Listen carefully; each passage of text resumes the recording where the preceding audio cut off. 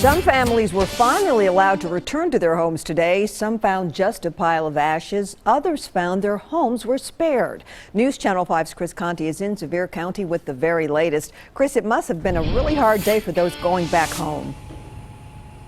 And what they found, Vicki, was destruction. From fire officials up here today, the stunning admission that the flames burned so hot on Monday night that there are people missing right now who they may never find.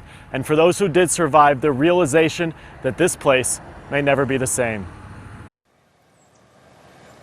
It's very emotional. In the mountains of East Tennessee, fate is measured in inches. You can see the burn lines right here. Jim Lipinski returned home today to find his cabin had been spared. Everything around us is burned. In the cabin, it stopped. Measuring what he and his wife Debbie could have lost. How hot that fire was to actually leave it to nothing. Requires only a glance in the direction of their neighbor's home. I mean, I know it'll come back, but just it's heartbreaking. It's hard to believe that a place capable of such beauty can be home to such profound loss. We thought for sure when we got here there was going to be damage to our cabin. No damage to their cabin. We just barely got out of here. And nothing left at Daryl Husky's. You know, there's nothing. It doesn't make sense. Everything gone. Everything.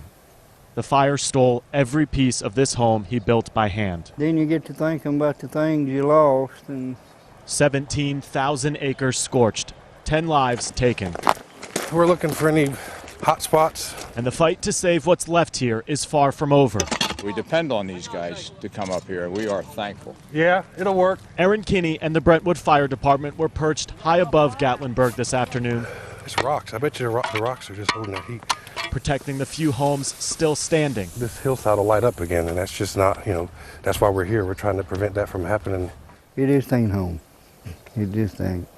In the mountains of East Tennessee, measuring what's left is a view not worthy of savoring. We'll just deal with it and go on, I guess.